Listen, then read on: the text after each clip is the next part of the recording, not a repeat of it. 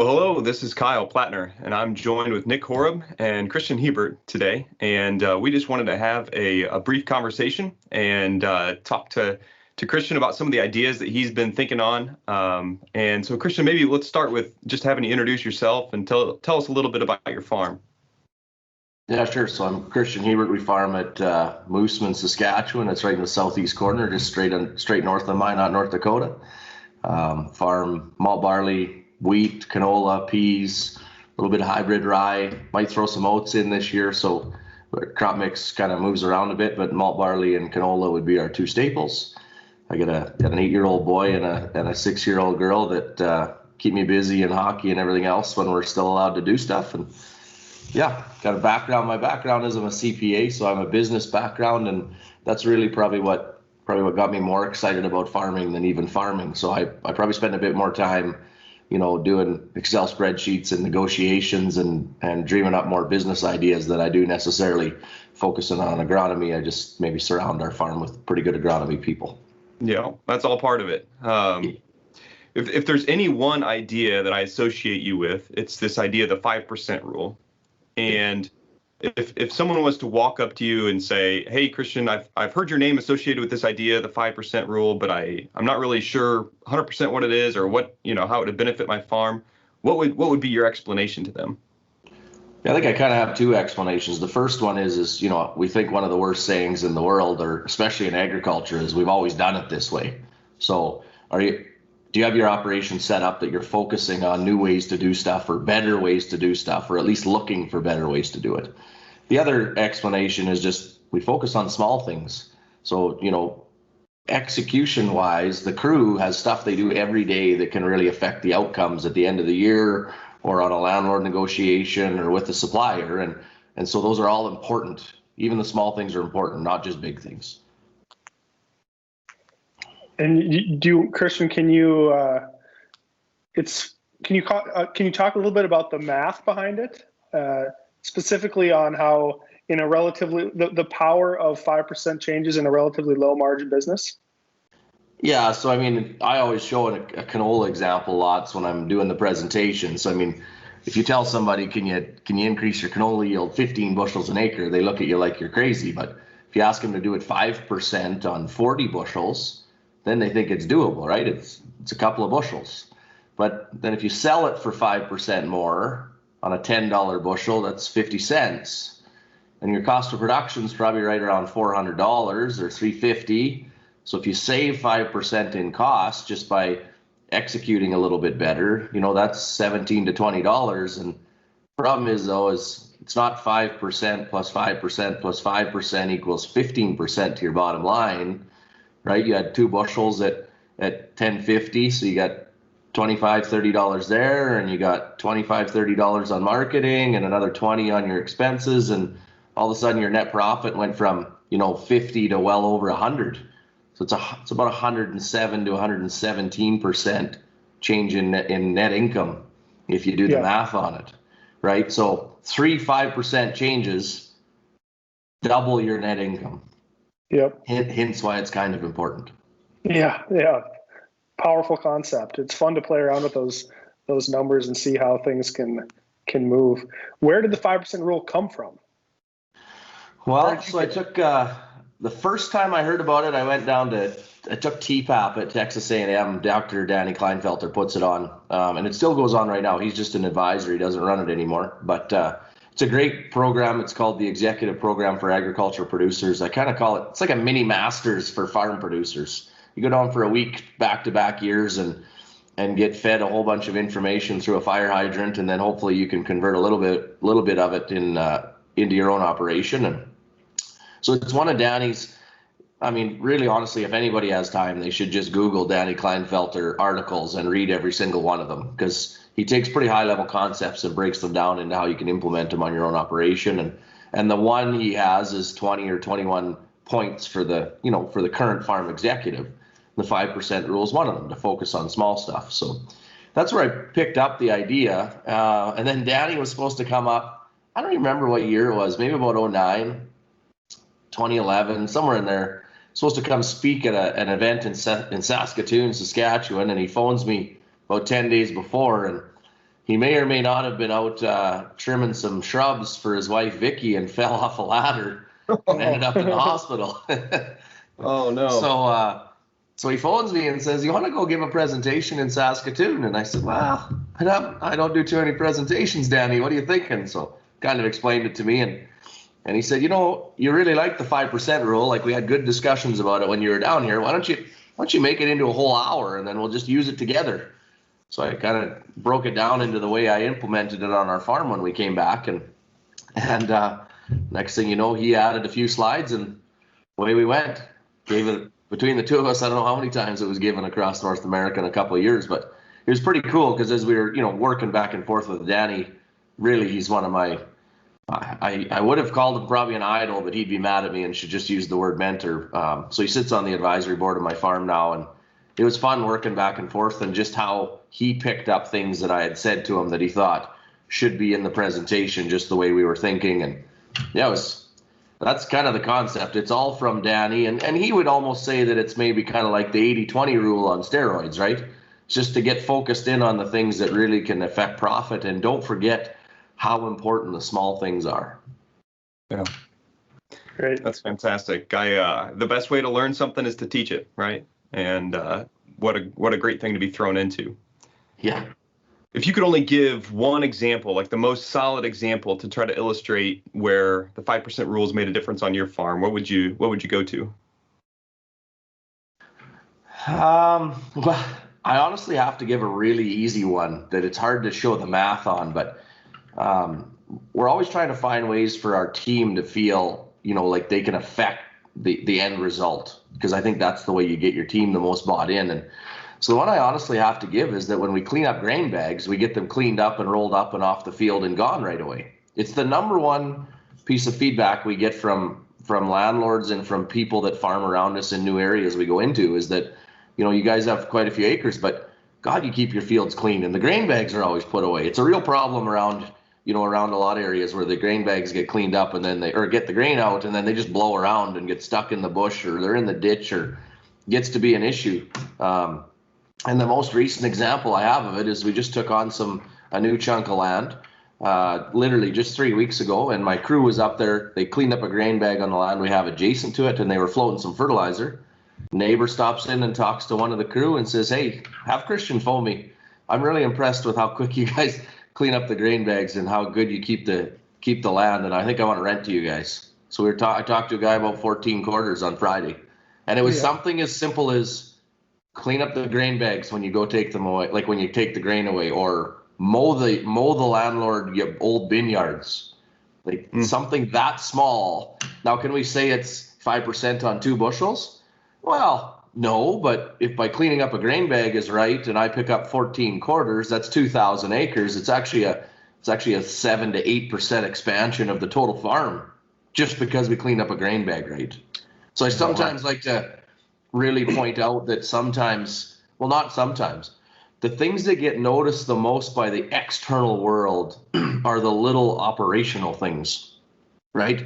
They notice that you don't have a fertilizer spill beside the approach, or that your truckers never leave a pile of grain anywhere out, on a road, or they slow down to 60 kilometers an hour when they meet anybody on the road, or, they wave when they have our hat on, and the guys all have decals on their trucks. Like, it's crazy how that little stuff is really what builds the local community, which is where we grow, right? And then we'll take that back in our meetings and talk about we spend a lot of time kind of on repairs and like what was preventable versus what was not preventable. And if it was preventable, is it a person or is it a process, or, usually it's just a process that we didn't do a good job of communicating. So we could have been 5% better, not only in our repair expense, but in our execution and our speed of work if we'd have just had a better process on a certain event, right? So I have to ask the question because I know it's going to be top of mind. How do you pick up the grain bags? That's an issue for people. What do you do with the grain bags? Do you use a baler to wrap them up? Yeah. No, we got a grain bag roller. So it's on a trailer. It's a hydraulic roller that you just hook it in, and it rolls it up just like a bale and wraps some twine around it, and the trailer can hold 6 6 grain bags. Actually, to be honest, my my dad Louis sits on a couple of local boards. It's kind of, we have a bit of a board rule for our management team, and he handles a lot of the local ones. And the one he sits on is the local watershed authority, and it does everything from environmental stuff to drainage. And the one thing the watershed did is purchase a grain bag roller for everybody in this region to use. It gets left at the local waste disposal site. You sign it in and sign it out, and yeah, so he's pretty. My dad, he's on top of it. The minute there's grain bags getting picked up, he's wheeling around with the trailer and rolling them up. And to be honest, we picked up dirt because he's seen grain bags in other people's field, and while he's there, he's rolled them up too. Yeah. And they'll phone me and be like, "Where'd my grain bags go?" Well, Louis was up there yesterday. I bet you he rolled them up for you. Yeah, that's awesome. Kyle and I were curious on if you apply the 5% rule to things that are not quite as easy to measure, and I think you just answered that. And so I'm curious if you like heading into 2020, did you have a hit list or a checklist of, here's the potential areas where we can be a little bit better? Do you get specific where you have a target list or a checklist of opportunities that you see? You guys are digging deep today. So yes and no. One of my favorite things we worked on in the last couple of years was coming up with a scorecard. So my management team and I review it every Friday. So, I mean, Nick, as you know, I've always been pretty big on financials. I mean, I'm a CPA and I have a full-time CPA as my CFO, but I still find financials lagging, right? Like, I mean, we do monthly notice to readers, like full accrual statements. I got a dashboard, so my debt service and my working cap and everything is, I got it in it's a 2-page scorecard. I get it every month, but I still find it's lagging. Financials are always lagging indicators. So we spent a lot of time coming up with, like, what are the 12 or 15 metrics that if we measured them every Friday, it wouldn't even matter if I saw financial statements. I would know that we're going to do well this year. And we would know every Friday what to correct. And I mean, nothing's perfect and it's always going to change, but we're pretty damn close already on this scorecard. I think we're 15 months into it. So, I mean, and then the 5% changes break down from that scorecard. So I have 15 major metrics. But I mean, the funny thing is on those metrics, I would say a third of them are people. Like, how many days did we have worked over 16 hours? How many paid hours do we have of overtime? So the one thing I've started to see is that, like, my crews really bought in and they would work as much as I asked them to work, but it doesn't work. You can't have people work, 28, 2,900, 3,000 hours and still expect peak productivity. So literally a third of our metrics are around our team. A third of our metrics are around, say, execution. So we have how many metric ton have we hauled each week compared to what needs to be hauled. I mean, we got 700 loads, 2,000 bushel loads of grain we got to haul from the day we finish harvest till the day we start, combining next year. So stuff like that we track. And then we spend a fair bit of time. We got 3 or 4 metrics on repairs, because obviously repairs are usually where 5% stuff comes out of, right? Because were you pushing too hard? Were you not pushing hard enough? Did you upgrade that piece of machinery quick enough? Or was it a process failure? And so a lot of times the 5% stuff will come out of the repairs. Last year, one area we really focused on was our harvest. So, I mean, we broke down actually in a bit of a collaboration with Deere, as Kyle might know. We hope this year that we have a daily scorecard in both seeding and harvest. But last year we kind of had a weekly one in harvest that literally broke down how much money was it costing me because my grain carts weren't on time, i.e. my combine was sitting idling full. That means the grain cart didn't get there. So I know that cost me about $4,300 last year, down from 20-some thousand the year before. Wow. And so we really broke down combines as a group and then by operator. The operator stuff, I tend to hold a little bit close to my chest, though, because I'm more worried about having a daily target of really it should be bushels, but we still talk acres. But I want it to be more like a hockey team than I do an individual fight, right? So if we want to get 150 acres per combine and our one operator is really battling that day, whether it's, you know, personal operation or a machinery issue, I want the other 6 to think, hey, I need to be 5 or 10 or 15% better today so that we still hit our target, and you know, Owen's not too hard on himself. And so that we've really kind of focused the metrics more on team than we have individual. Perfect. That's awesome.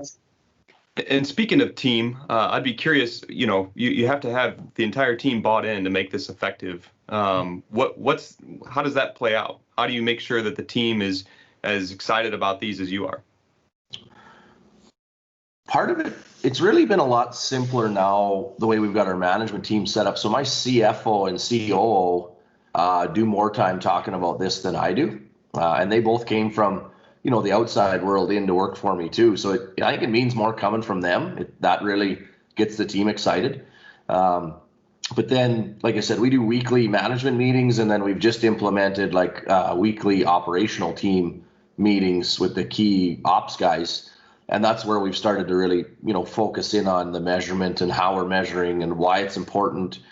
And then lastly, I would say when they see it come alive, right? So, I mean, the young guy that had the neighbor stop in and ask him if, you know, are you Kristjan? And no, I'm not. I just work for him. What's up? Oh, we just really like how clean your, you know, fields are and the grain bags go away. And tell Kristjan to give me a call. We want to rent some land to you guys. Wow. So when the team gets into situations like that, it really solidifies, you know, that those little things count. That's great.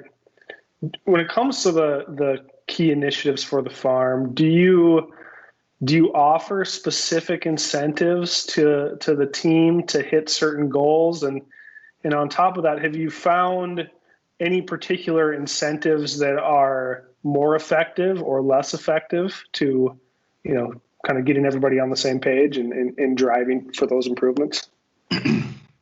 So no, we don't have anything tied directly to the 5% rule. Our incentive program is just a percentage of their salary, and it's tied more to the farm values and whether or not they live them, and examples of that, as well as a simple concept.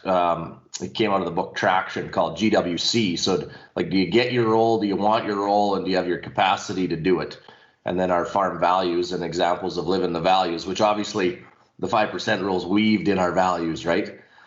So then when they get scored on that, that's how they're incentivized, is through a percentage of salary. And it's not tied too much to farm profitability, for the simple reason that I can have team members have rock star years, and because of a bad market or Mother Nature, the farm might not be as profitable as other years. And I want them to be concerned that every year, let's just be a bit better personally. And then, you know, odds are the farm's going to win. So that's the one. And then the other one, I mean, we did go to paying overtime on anything over 40 hours a week, which some farms, I'm not going to lie to you, I got other farmers that don't really like it more than employees. I mean, the employees love it, and the employee spouses love it even more. But it was a double-edged sword for me. One was I wanted to say thanks for putting in these extra hours, especially in seeding and harvest, for both them and their spouse to see. But the other thing is I needed my managers to realize that you need to cross-train. You can't just work the bloody hell out of the best people all the time, or it's going to cost you money. And the manager's bonuses are affected by profitability. And so an easy way to help it is to cross-train and find more good people, right? And set it up more in shift work type setups. And so that's led us down a pretty neat path of some changes that we did this year and that we're working on again next year. That's interesting. It's interesting how a small something that might seem like a minor decision like that can have a huge impact on culture and drive behavior changes that extend far past just working more hours.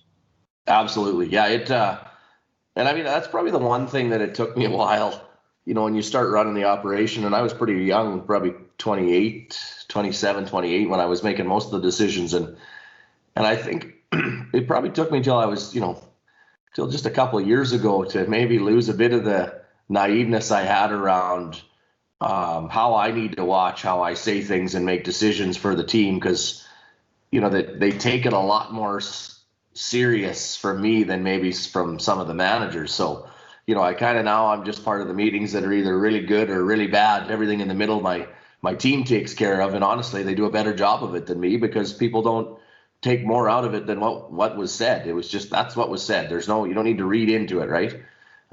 So yeah, it took me a few years to kind of get that part figured out. That you gotta really pay attention to the cascading messages that come out of your decisions and your tone of voice and what you're trying to get done, right? Yep, makes sense. So somebody's listening to this and they're reflecting on how they might apply the 5% rule to their farm. What advice would you give for strategies for helping them in their operations identify where their next 5% is? Yeah, I go back to a question I used to use when I was still working at an accounting firm, and we'd go through the financial statements for 10 or 15 minutes, and then I just write at the top of the whiteboard, like, what keeps you up at night? Like, what causes you stress in your operation? And then fill the whiteboard with those things, and obviously that's a pretty good area to focus on for 5% changes, because if it's causing you stress, you need to fix it or leave it, one or the other, right? So every operation is different, but some operations are going to say cash flow. Some operations are going to say human resources. The next one's going to say, I don't think we get enough, acres per day out of our seeding unit.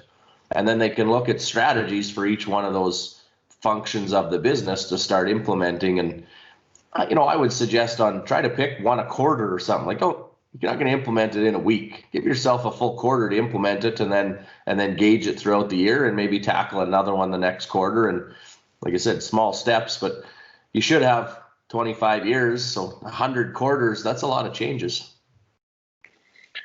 One of the unique things that you've talked about here, which is a little bit outside of the scope of the 5% rule, is the fact that you have a formal management team in place. Can you just give us a little background on how many employees you have on your farm, and specifically what managers? You've mentioned a CFO, but you've mentioned that there's multiple. So I'd be curious on what your team looks like today, just to give a little bit more background to the conversation. Yeah, so if you include Dad and I think we'd be at about 12 full-time people. That's kind of a metric I use, somewhere in that one full-time person to every 2,000 to 2,500 acres. So we pay out about 1.25 paid hours per acre. This seems like it varies a little bit, but that's pretty close to what our metric is.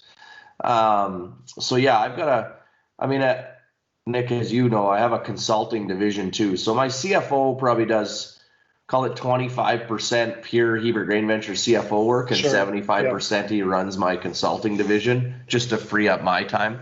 And then my COO, he runs the grain farm and basically does that 100% of his life. And then underneath him, I have 3, we kind of call them crew chiefs. So those are individuals that could take 3 or 4 guys with them and execute a job, right? And so we've kind of got it set up, internal logistics and shop is one crew chief, and then external logistics is another, and then the field operations is a third one, kind of just because that involves a lot of the technology. And then we have a lot of great operators underneath at different levels. We kind of got 2 to 3 levels of operators, right from your level 1 operator would be your rock picker, gopher, land roller type operator, and your level 3 operator would be one that you're very comfortable running air seeders, combines, and sprayers. And then the next step they have to get to is to eventually be a crew chief, where they can, you'd be comfortable sending them with 3 or 4 people. So it's kind of how we set it up. I saw later on in one of the episodes, guys were talking about different types of education, etc. And so the one thing where we came up with this is it's called EOS, the Entrepreneurial Operating System. It's all based off the book Traction. Mm-hmm. And so we've implemented EOS in the farm over the last couple of years, and it really made us spend a lot more time on formalizing, the Friday scorecards and the management team and communication throughout the team. And I'd highly encourage anybody to read the book Traction, and if you feel that it could be beneficial, EOS it's pretty important.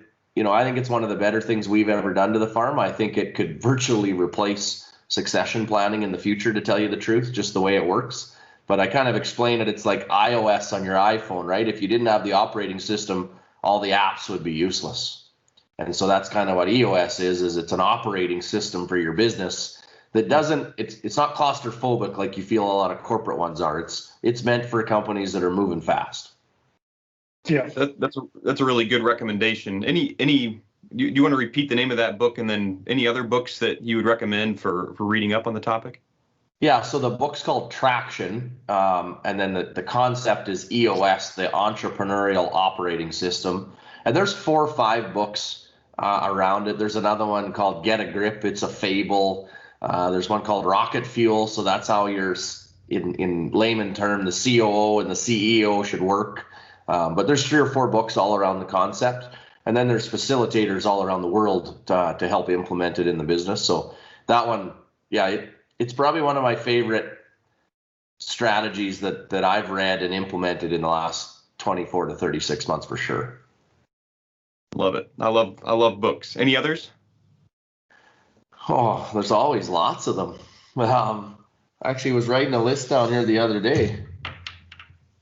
We give out books to a lot of our key partners and collaborators at Christmas time. So I was going through some, but yeah, so I had Traction. 5 Dysfunctions of a Team is a good one to read. Good to Great. I mean, a lot of people have read it already, but I really enjoy the book called The Founder's Mentality. It's really good. I think Atomic Habits fits in pretty good with the 5% rule because, I mean, I'm a high quick start personality with diagnosed ADHD. So, I mean, doing little things over and over and over doesn't really fit my personality, but winning does. And so when you realize that doing little things actually is how you win, you can kind of really beat that into yourself. Actually just finished listening to Creating Magic by Ted Cockwell. He used to be one of the lead kind of CEO of the Disney parks.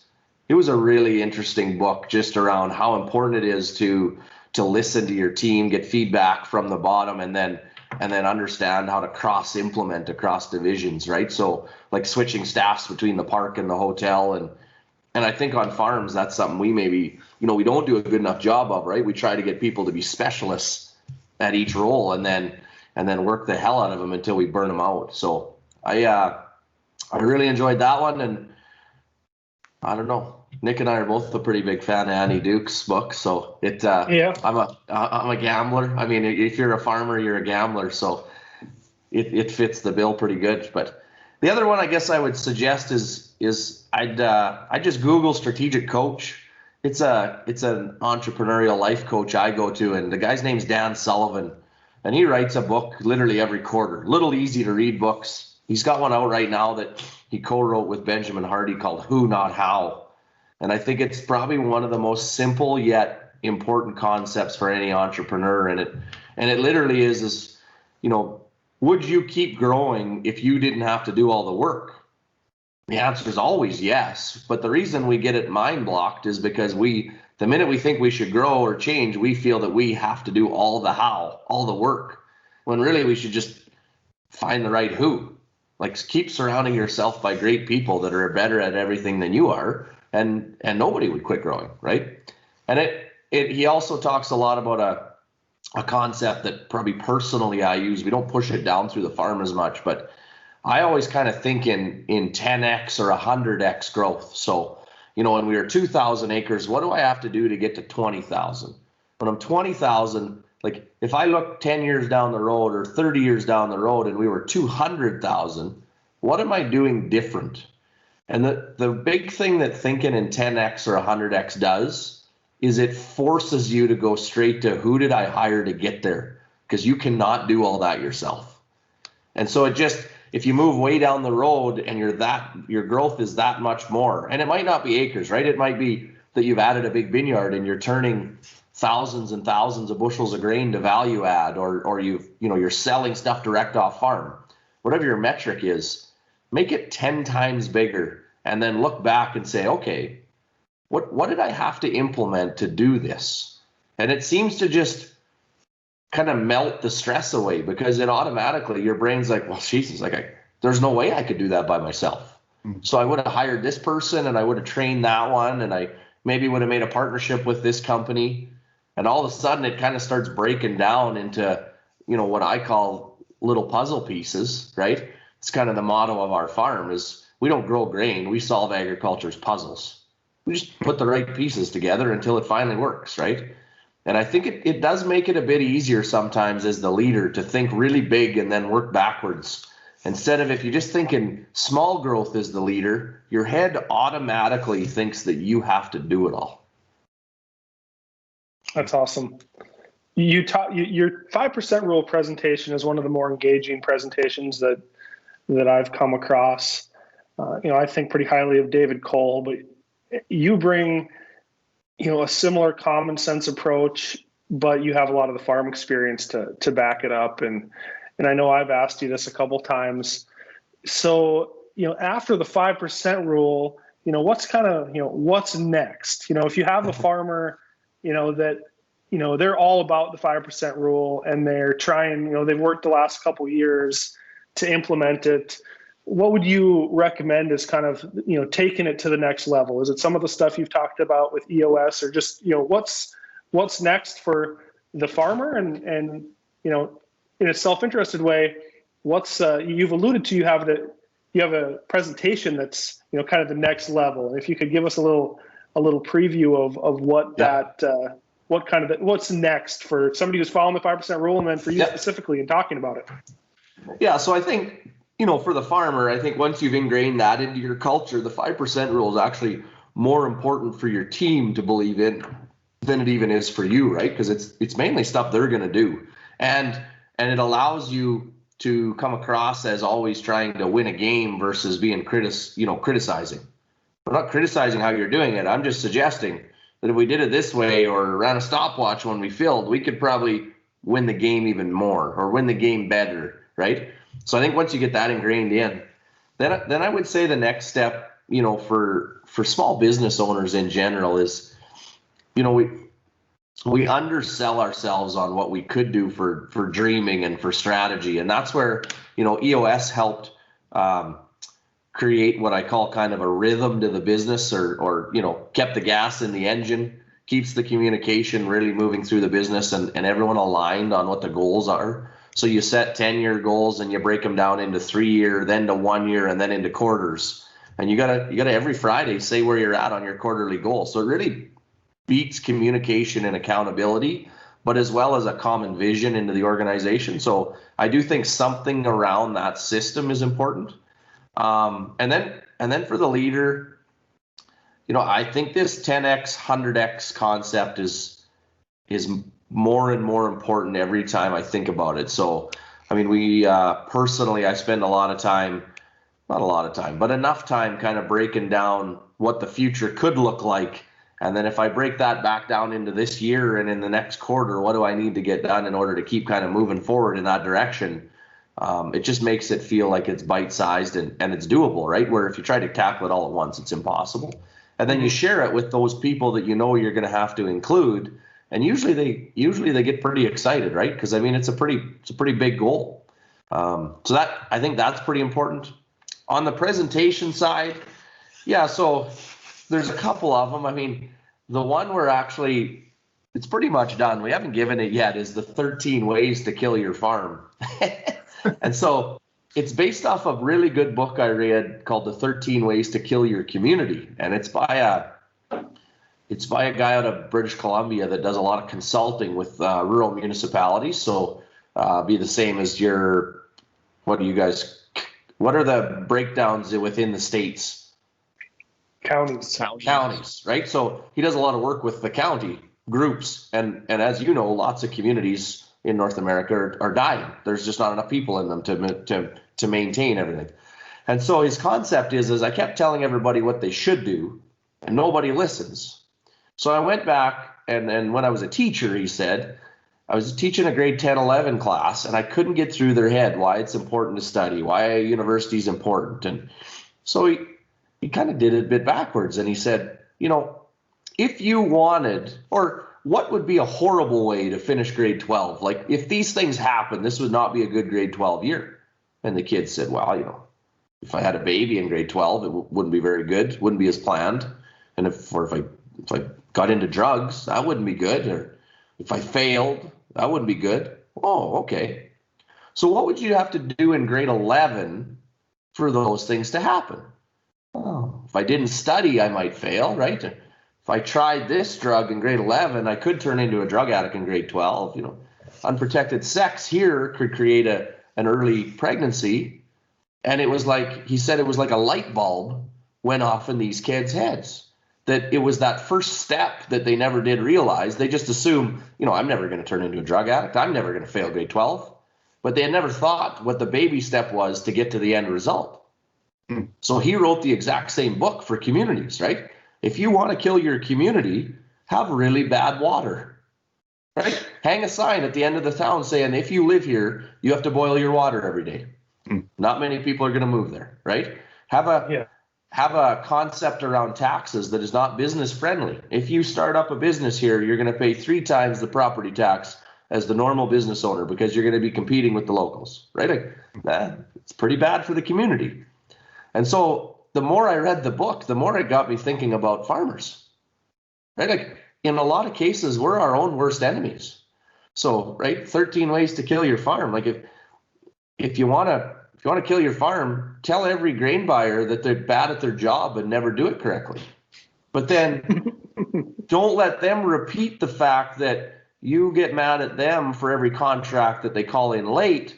But the 6 or 7 times they called you in the last 2 years to deliver early because it was raining out or it was too cold or nobody else would haul that day, that you were just like everybody else and you wouldn't haul, right? So that's the one concept we're working on.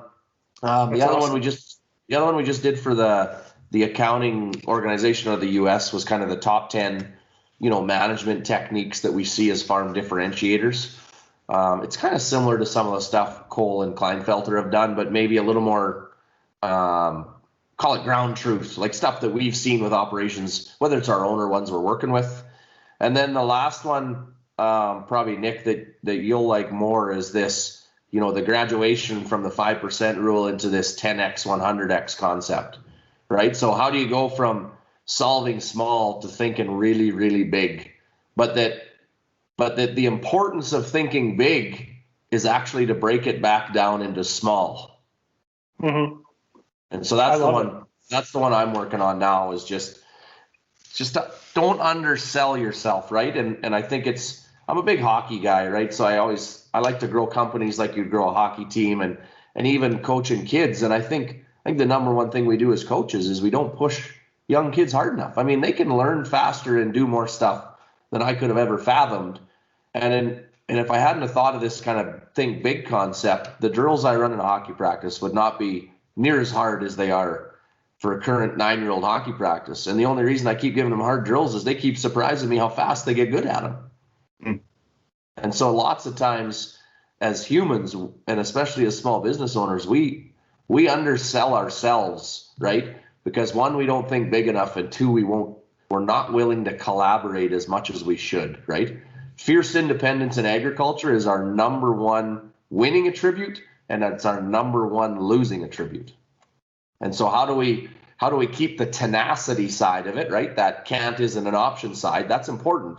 But we need to give up this, the whole world is against us, right? Like I even joke, Kyle, like there's lots of farms that think John Deere's job is to just take every dollar from a farmer, make them spend it all on equipment. Yet if all farmers go bankrupt, I don't think John Deere sells very much equipment, right? So how do we find a way to collaborate better with the John Deeres, with your local accounting firm, with your local retail, right? With everybody we work with, there's got to be ways to have win-win concepts instead of win-lose, right? So every deal you make excites you a little bit, but you're actually really excited because the next deal is going to be even better. And to me, that's the only way to get to 10x or 100x is it's through collaboration of really good businesses. I don't care how big or how small. And I think it's an important concept for us in agriculture, especially to look at. I mean, right now we're all broke down as a commodity into just individual farm numbers. And until we're willing to change that and collaborate with big companies and with each other, we're going to allow ourselves to be controlled. I love that contrast of you're talking in scales of 10x, 100x, but at the same time, the way to get there is little tiny 5% improvements. And that makes it feel like that's attainable, right? 10x, 100x, that doesn't feel attainable. 5%, that feels within reach. I love that. I love that concept. Yeah, no, nothing's ever perfected, right? But I mean, I think, yeah, and I'd like to say they're all my ideas, but it's an absolute lie, right? I don't think there is really a new idea out there anymore. Yeah. All there is and that's why we kind of say that we enjoy solving puzzles, right? The puzzle is where you're trying to get to, and the pieces are ideas you've taken, borrowed, or stole from other people, right? Mm-hmm. And you've slightly changed them to fit you and your operation. And so you grab that, I might grab something from Nick, and it goes in the puzzle, and Danny Kleinfelter's 5% rule goes here, and Dan Sullivan's 100X concept kind of goes here, and then how I deal with, with building teams like a hockey team goes in this little puzzle slot, and Jesus, by the time you're done, the puzzle looks pretty good and it's going in the right track. And so it's just one, what is your puzzle yourself?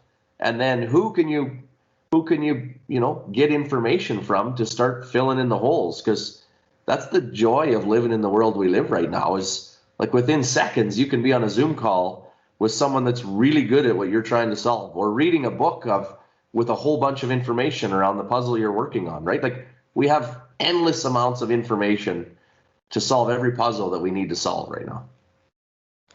And I love that you're looking outside of agriculture. I mean, these are principles that apply to all of life. And what you're doing is you're looking outside of, the normal voices within the industry, and you're bringing those lessons in and applying those principles to agriculture specifically. Yeah, I mean, I kind of say that in general, and sometimes people don't necessarily agree. Like even peer groups, I mean, so I go to strategic coach for a peer group, which is made up of a whole bunch of entrepreneurs, business owners. I'm the only agriculture one in the group I'm in. I've got a couple friends in other groups, but I actually prefer peer groups and advisory boards from outside of the industry.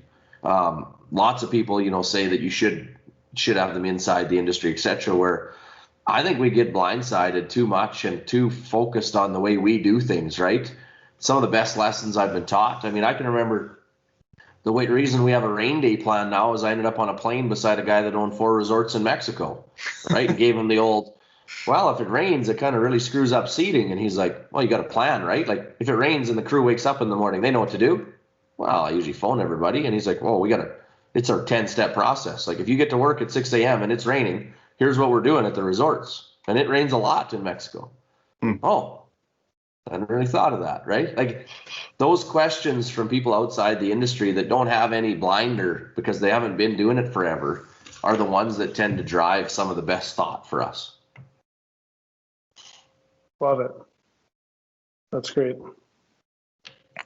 Just in summary, do you, in talking to farmers and preaching this, I know it's been well received, but where would you say that you see people, maybe get off track or go wrong or get held up in, implementing this mindset shift that that you're a fan of? Well, I would say that maybe the biggest thing I see is the group that still just says, I don't care if I can fill 5 minutes faster. I'm just gonna do it the way I've done it, and I can afford to do it that way. And I have no problem with that. Do it your way and use a bit more equity and take a bit more time, and that's no problem, right? The issue I have with it is when they feel that they should throw that negativity to some farm that is trying to do it, right? You use your own concept, that's no problem. And in most cases they don't disagree with the concept. They just feel that it's a waste of their time or that they've got enough equity they don't need to worry about it, and that's fine. But just don't shame or harass or make a negative social media comment to a farm that is trying to care about it, right? Because they're doing it for a reason that probably is to make it a better operation for their kids, because there isn't as much equity. Or so just that, nobody knows everybody's story, so just because they find something a little bit different than you isn't a good reason to be negative. Would be my one issue. Yeah. That's really sounds fantastic. Great. Yep. Well, Kristjan, this has been awesome. This has been filled with a lot of good insight. I'm curious, do you have anything else that you feel like you didn't get a chance to say that you wanted to say kind of in summary or in closing? No, I don't really think so. I mean, I think you guys are the same as me, right? I mean, the underlying concept is to always learn, right? You either win or you learn. You don't really lose. So, I mean, we all have X number of days on this planet, and as I said, we break it down mainly into quarters, and I think there's always ways to keep learning and just having a willingness to learn, and that really is where all these ideas come from, right? It's not to ever feel that you've completed the learning in a situation. There's always a way to be better at everything if you want to keep learning about it. Yep. Love it. Great. Well, Thank you. Yes, thank you so much. This has been super valuable and helpful, and we appreciate taking the time. Awesome. Nice chatting with you guys. Thank you. All right, take care. Have a good day, Kristjan. You too. Bye.